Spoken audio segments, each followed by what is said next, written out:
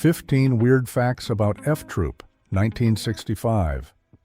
You didn't know what if the man who would become Mr. Spock launched a television star's entire career with a handful of telegrams, or that a teenage actress lied her way onto a major network sitcom and nobody caught it until filming was weeks away. F Troop looked like a simple Wild West comedy about an incompetent cavalry troop and their surprisingly entrepreneurial Native American neighbors. But the story behind those 2 seasons was stranger than anything that happened inside Fort Courage. Here are 15 weird facts about F Troop 1965 you didn't know. Fact 15. Leonard Nimoy launched Ken Berry's career.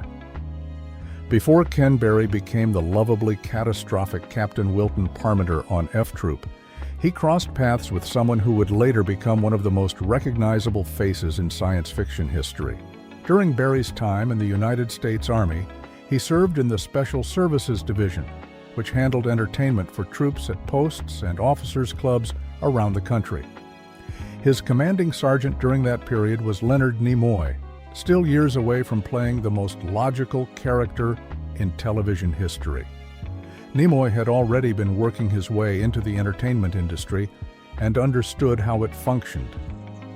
When Berry placed 3rd in the All-Army Talent Competition with a song performance, Nimoy saw something worth pursuing. The prize was an appearance on Ed Sullivan's Toast of the Town, one of the most watched variety programs in the country. Berry was excited but had no idea how to convert a television appearance into an actual career once his military service ended. Nimoy stepped in with a practical solution. He sent telegrams to the talent departments at major Hollywood studios on Berry's behalf, asking them to watch the performance on the Ed Sullivan broadcast. Among the weird facts about F Troop 1965, this one connects 2 careers that would both define their respective corners of 1960s American television in ways that nobody involved could have predicted at the time. The telegrams worked. Berry received responses from both 20th Century Fox and Universal Studios and signed with Universal. The chain of events that followed led directly to Fort Courage, Captain Parmenter, and 2 seasons of some of the most precisely executed physical comedy on 1960s network television. Nimoy became Mr. Spock. Berry became the man who choreographed his own pratfalls over hitching posts. Their intersection happened in the Army before either career existed, and the outcome for both of them was more successful than any reasonable projection from that moment would have suggested. Before moving ahead, take a quick second to subscribe to the channel and stay tuned for the next story. Fact 14. The tribe name was Censored Profanity. The peaceful Native American tribe at the center of F Troop's comedic arrangement with Fort Courage was not always called the Hikawi. The original name the writers intended was the Fugawi, which sounds like an invented tribal name until you say it in the context of the joke it was built around. The old comedy bit involves a wandering group asking themselves repeatedly where they are and the question eventually becoming their identity. The writers believed they could embed that punchline into the show's premise without ABC's censors catching it. An eagle-eyed censor read a script containing the line and understood immediately what was being attempted. The name was flagged as unacceptable for 1965 network television, and the writers were told to change it before production could proceed. Rather than abandon the joke entirely, they made a single substitution that preserved the comedic structure while clearing the content standards of the era. The Fugawi became the Hikawi, based on the slightly more permissible phrase asking where the heck they were. Among the weird facts about F Troop 1965, this one has the most self-aware resolution, because the show did not simply change the name and move on. It wrote the origin story directly into an episode. Chief Wild Eagle explained to viewers that his ancestors had traveled west over mountains and streams, descended a cliff, and landed in a heap at the bottom. The medicine man looked around at the wreckage of the journey and asked where the heck they were, and the name stuck across generations. The sanitized version kept everything that made the original funny, except the specific word that had caused the problem. Anyone familiar with the older joke would have recognized exactly what the writers had been going for. The censor caught the first version, the audience caught the second one, and appreciated it in both directions simultaneously. Fact 13. Wrangler Jane was 15 years old. When Melody Patterson walked into the audition for F Troop in 1965, she was hoping for a small role, possibly a background appearance that would give her some on-camera experience. She did not expect to be cast as one of the show's main characters. She also did not mention that she was 15 years old, which was a detail the production needed to know, and which she had decided to keep to herself. Patterson lied about her age during the audition process, convincingly enough that nobody questioned her. When she received word that she had actually landed the role of Wrangler Jane, the romantic lead opposite Ken Berry's Captain Parmenter, she and her mother understood they had a problem that was going to surface eventually. They calculated that waiting until just before filming was scheduled to begin to reveal the truth was preferable to disclosing it earlier, when the production might still have had time to replace her. The producers found out and chose to keep her. She had already demonstrated professionalism during early stages of production, and the disruption of replacing her outweighed the complications of working around her age. Among the weird facts about F Troop 1965, those complications were specific and visible in the finished show. Because Patterson was legally a minor, standard romantic scenes between her character and Ken Berry's were restricted. They could not film kissing or physical embracing until she turned 16, which was the applicable age of consent at the time. The writers responded by building the dynamic into the character.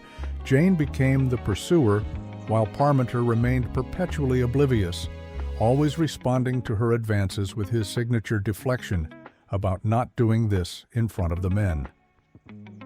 Patterson was still 17 years old when F Troop ended its run in 1967 and did not finish high school until after the show had already left the air. The romantic tension that viewers watched across 2 seasons was partly a creative choice and partly a legal constraint that nobody on screen ever acknowledged. Fact 12. The town drunk was a 65-year-old stuntman. The recurring character known as Old Charlie provided some of the most physically impressive moments in the show's run. Week after week, he was thrown through saloon doors, bounced off support posts, tumbled over hitching rails, and landed face first on the ground with an ease that made viewers assume they were watching a young stunt performer in old-age makeup. The assumption was completely understandable. The reality was considerably more remarkable. Harvey Perry was 65 years old when F Troop began filming. He wore no special aging makeup because he did not need any. He had started his professional stunt career in 1919 at Max Sennett Studios, which meant he had been performing dangerous physical work for nearly 45 years by the time he arrived at Fort Courage. He had doubled for some of the most recognizable names in Hollywood history, including John Wayne, Humphrey Bogart, Clark Gable, and Edward G. Robinson. Among the weird facts about F Troop 1965, this one requires sitting with the specific numbers. A 65-year-old man was executing perfect pratfalls for a network television comedy, making them look effortless after 4 decades of professional stunt work. The role of Old Charlie was created specifically for Perry because the producers wanted to feature his skills and give audiences the chance to see a genuine Hollywood veteran in action. Perry appeared in only 3 episodes, despite the impression his work left. His career had never depended on any single credit. Over 6 decades of stunt work, he had doubled for actresses including Shirley Temple and Mary Pickford when his height allowed for it. He kept working well into his 80s. The viewers who assumed they were watching movie magic were right about the magic and wrong about the method. Old Charlie's pratfalls were real, performed by a man who had been falling professionally since the silent film era and had lost none of the craft in 45 years of doing it. Fact 11. Buster Keaton called to say the gag was good. Ken Berry received a phone call from Buster Keaton. That sentence requires some context to fully land, but once it does, it lands hard. Keaton was one of the architects of physical comedy in American film, a man who had been performing death-defying stunts with a deadpan expression since the silent era, and whose influence on comedic movement had been absorbed by nearly every performer who came after him. When Keaton called Berry after watching an episode of F Troop, he said the gag Berry had done the night before was good. Those few words meant everything to Berry, who recalled the moment with obvious pride decades later in an interview with the Television Academy Foundation. Keaton was not a man who distributed praise loosely. He had earned his understanding of physical comedy through work that would terrify modern stunt coordinators, and his judgment of what worked and what did not was grounded in decades of practice. Berry had been bringing his background as a trained dancer to the show's physical comedy from the beginning. Among the weird facts about F Troop 1965, the scripts eventually stopped specifying what Captain Parmenter should do in physical scenes and simply noted that the business would be worked out with Ken on the set. The writers had concluded that Berry would find something better than anything they could write. He choreographed each fall and stumbled the way a dancer plans a sequence, identifying props and set pieces that could be incorporated into movements that looked accidental but were precisely planned. His pratfalls over hitching posts and tangles with his own saber were the product of careful preparation made to look entirely spontaneous. Keaton recognized the craft because he had spent decades building the same craft himself. The phone call was brief and direct, which was characteristic of the man making it. Berry understood what it meant and carried it with him for the rest of his career. Fact 10. F Troop outrated Star Trek in the ratings. During its two-season run, F Troop was the second highest-rated comedy on ABC. That was a strong performance by any measure in the competitive 1960s television landscape. What makes the number more interesting is looking at which programs F Troop was beating, because the list includes shows that went on to become permanent fixtures of American pop culture, while F Troop itself faded from mainstream recognition. Star Trek premiered in September 1966 during F Troop's second season and never cracked the top 30 programs during its original network run. The show that would eventually spawn one of the most expansive science fiction franchises in entertainment history was consistently outperformed in viewership by the misadventures of Captain Parmenter and the Hakawi tribe. Gilligan's Island, another series that achieved legendary status in syndication, faced the same situation. Among the weird facts about F Troop 1965, this ratings comparison is the most directly ironic because of how completely the cultural legacy reversed itself. Star Trek and Gilligan's Island are household names that have been referenced and revisited across decades. F Troop is remembered primarily by dedicated fans of classic television, and even among those audiences, it occupies a narrower cultural space than either of the shows it was beating in the ratings while it was actually on. The reversal is almost entirely a product of what happened after both shows ended. Star Trek's syndication run built the audience that the network run had never fully developed. F Troop's cancellation came before any comparable Second Life opportunity could develop. The show that was winning the ratings competition at the time has largely been forgotten. The show it was defeating became a franchise. Television history is not always written by the shows that won the original ratings battle. Fact 9. The show was canceled. Because of real estate, F Troop did not end because viewers stopped watching. The ratings were still healthy when the cancellation came. The cast and crew had every reasonable expectation of returning for a third season. The network was prepared to renew.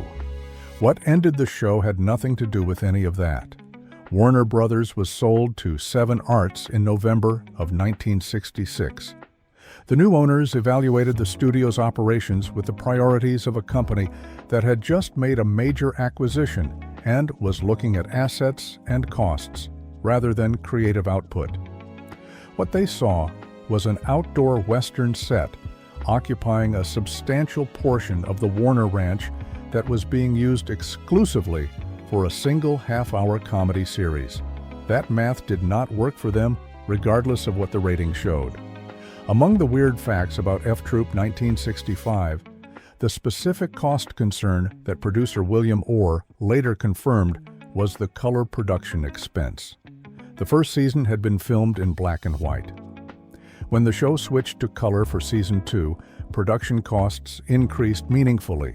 Combined with the real estate situation, 7 Arts executives concluded the show was consuming too many resources for the return they were calculating. Forrest Tucker, who played Sergeant O'Rourke, understood the situation clearly and explained it in straightforward terms. The new ownership believed it was wasteful for that much of the Warner Ranch to be tied up by one half-hour program. The Western sets, the fort, and all the exterior facades represented space that could theoretically support multiple productions or be rented out to others. A show that was working creatively and performing well commercially was canceled because new management looked at a spreadsheet instead of a ratings report. F Troop became a case study in what happens to successful television when the people making business decisions stop caring about the business they originally acquired.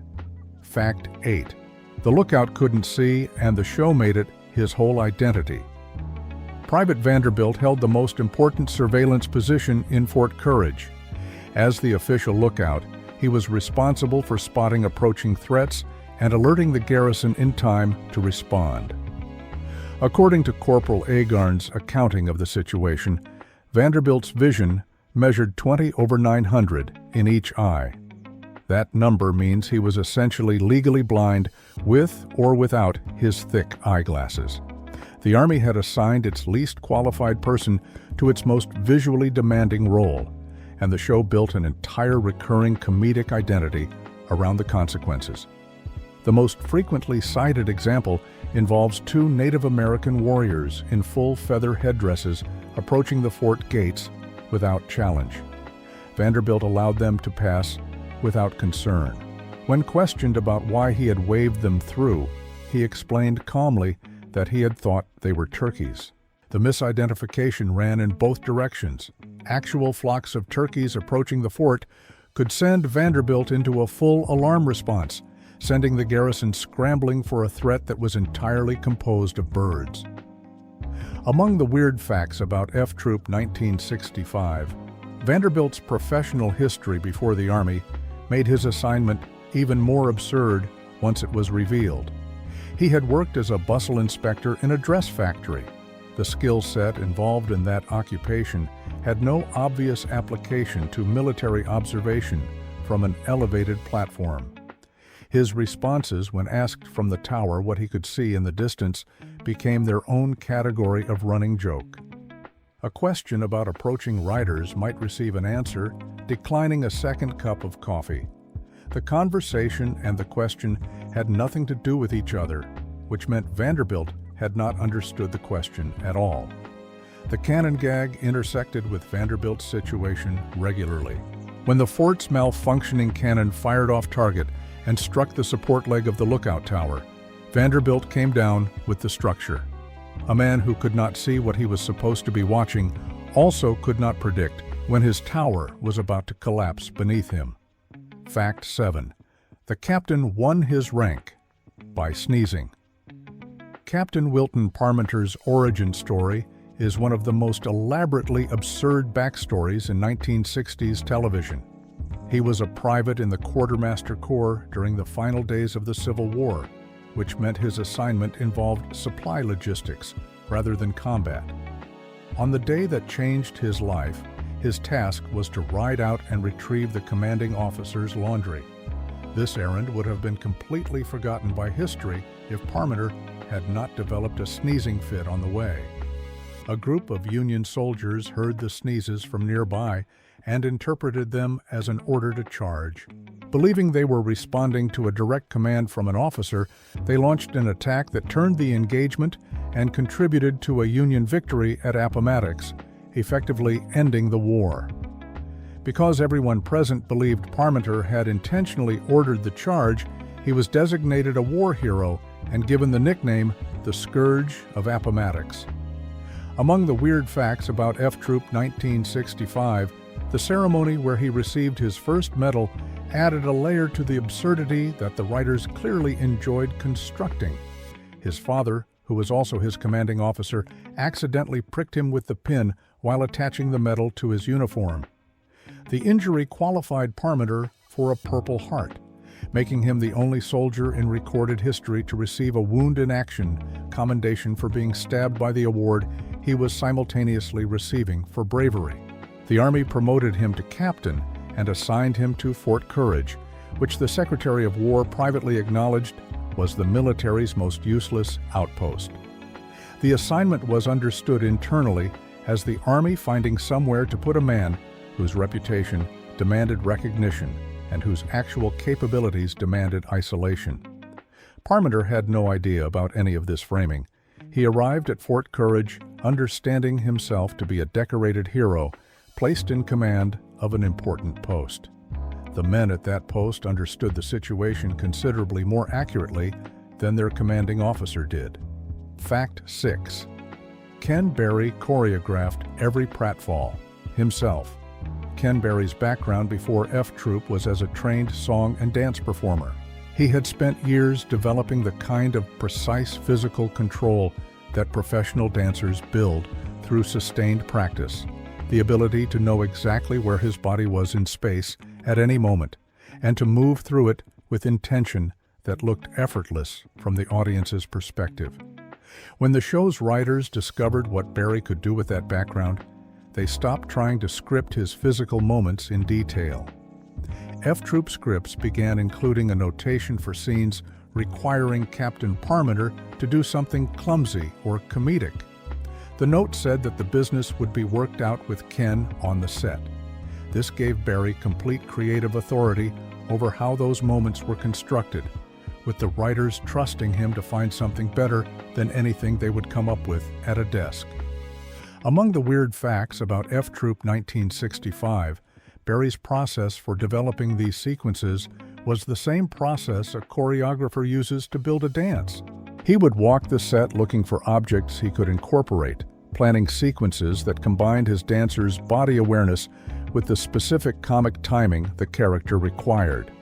A hitching post, a saber, a pile of equipment, a support beam, each of these became potential elements in a fall that was designed to look accidental and performed with the precision of rehearsed movement. In a 2012 interview with the Archive of American Television, Berry described treating each pratfall like a dance number, identifying the elements available in the environment and building something around them. The Fred Astaire and Gene Kelly films he had grown up watching had shown him how physical movement could communicate character and create emotional response in an audience without a single word of dialogue. Buster Keaton called him after watching one of those sequences and told him the gag was good. That one sentence from the man who had invented the grammar of physical comedy on screen was the most direct professional validation Berry's approach to the work had received. He carried it for the rest of his career. Fact 5. The canon malfunction happened in almost every episode. If you watched F Troop regularly during its 2-season run, you knew exactly what was coming every time someone approached the fort's cannon. The setup was always the same. Someone needed to fire the cannon, usually for a salute of some kind. The fuse was lit. The fuse sputtered and went out without firing the weapon. The operator, frustrated, kicked the cannon's right wheel in irritation. The kick caused the wheel to collapse entirely. The collapsed wheel tilted the cannon at the wrong angle. The cannon fired off target. The cannonball struck the support leg of the lookout tower. The tower came down. Private Vanderbilt, typically stationed at the top of that tower, came down with it. The sequence was so consistent that anticipating it became part of the viewing experience, and the writers understood this. They featured the full sequence prominently in the opening credits during the first season, using it to establish the show's tone before the episode itself began. Among the weird facts about F Troop 1965, recurring gags that work across an entire series run are rarer than they appear. Most jokes lose their effect through repetition. The canon sequence worked differently because the comedy was not in surprise. Viewers knew it was coming and watched to see the execution, the specific timing, and the physical commitment of whoever was falling this particular week. The gag functioned almost as a structural ritual. Fort Courage's most basic piece of military equipment was incapable of performing its single function without destroying a piece of the fort in the process. That incompetence was not occasional, it was permanent and predictable. The canon malfunction happened reliably enough that viewers could set expectations by it. Vanderbilt survived every collapse the same way he survived every misidentification, largely unaware that anything had gone wrong in a way that reflected on him specifically. Fact 4. Vincent Price played a vampire. In February, F Troop aired a Halloween episode in February and appeared entirely unbothered by the timing. The episode, titled Vi is for Vampire, premiered on February 2, 1967, which was as far from Halloween as a broadcast date could reasonably be. The show had secured Vincent Price for the guest appearance. Price was at the peak of his horror film fame, and the writers were not interested in waiting 6 months for a more seasonally appropriate air date. Price played Count Alucard, a pale-faced immigrant from Transylvania who arrived at Fort Courage in a hearse with a pet crow he addressed as brother. He moved into an apparently haunted house at the edge of town and greeted everyone with good evening, regardless of what time of day it actually was. Corporal Agarn concluded immediately that the Count was a vampire. The rest of the cast worked their way toward the same conclusion through varying levels of skepticism and encounter. Among the weird facts about F Troop 1965, Price's willingness to play with his own image made the episode work in ways that straight horror casting could not have achieved. He had built his career on menace and atmosphere, and bringing those qualities to a Fort Courage guest appearance while simultaneously winking at the audience about what he was doing gave the episode a comedic texture that a more earnest performance would have missed. Everything in the episode received a rational explanation by the end, which was consistent with how the show handled its genre detours. The haunted house had secret passages. The self-playing organ had a conventional explanation. The Count was not actually a vampire. The show threw together whatever seemed entertaining without concerning itself with seasonal logic, historical accuracy, or genre consistency. An Old West cavalry comedy with a Transylvania subplot airing in February was simply another episode of F Troop behaving exactly like itself. Fact 3. A Beatles name inspired a character. In the middle of the 1960s, Beatlemania was not a background phenomenon in American culture, it was the dominant one. The writers of F Troop, working in the same cultural moment that was producing that level of saturation, decided to introduce a character whose name was a direct parody of one of the 4 most famous people on Earth. Private Rango Starr appeared in the 2nd season, and his last name was an obvious play on Ringo Starr, the Beatles drummer, whose real name was Richard Starkey. The character was played by Henry Gibson, who would later become familiar to television audiences through Rowan and Martin's Laugh-In, and to film audiences through Robert Altman's Nashville. Gibson brought an essential quality to the role, playing Rango as someone entirely unaware of the catastrophe his presence produced in every situation he entered. Among the weird facts about F Troop 1965, the character's defining trait was being the most jinxed soldier in the United States Army. His arrival at Fort Courage made the already spectacularly incompetent garrison significantly more dysfunctional.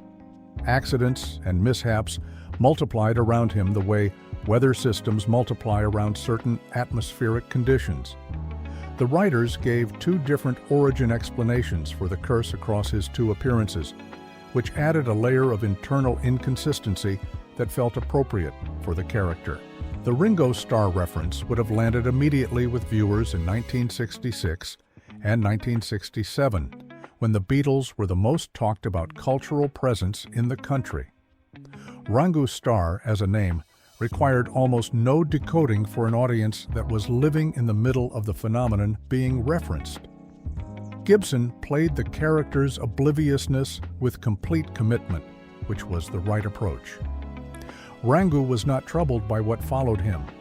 He had simply never made the connection between his presence and its consequences, which was itself a form of comic genius that the actor found and held across both appearances. Fact 2. The delayed insult was the show's cleverest running gag. Sergeant O'Rourke had a reliable way of complimenting Corporal Agarn that functioned simultaneously as a compliment and an insult, with the insult arriving on a delay that varied by episode. Early in a given story, O'Rourke would turn to Agarn after something useful or clever and say that he did not know why everybody said Agarn was so dumb. The delivery was sincere. It was meant as praise. Agarn would accept it as praise, and the scene would continue. The joke came in the second half. At some indeterminate point later in the episode, sometimes in the middle of a completely unrelated scene, Agarn would stop. His expression would change as the earlier sentence finally completed its journey through his processing. He would then turn to O'Rourke, who had entirely moved on, and demand to know who said he was dumb. Among the weird facts about F Troop 1965, what made this running gag genuinely clever rather than simply repeated was the structural logic embedded in it. Agarn accepted the compliment without registering the insult, because processing the complete sentence required more time than he had available in the moment. The delay was characterization. The longer the delay, the funnier and the more revealing the moment became. Larry Storch, who played Agarn, understood that the timing of the delayed reaction was the entire performance. The reaction itself was simple. The precision of when it arrived was what gave it its effect. He had to find the right beat within the second scene to interrupt it with a question that had no connection to whatever was happening around him. The writers loved the gag enough to use it throughout both seasons. Fans of the show still quote it decades later, which is the most reliable measure of whether a running joke actually worked. Most running jokes from a 60-year-old sitcom are remembered by the people who watch them. This one is still demonstrated.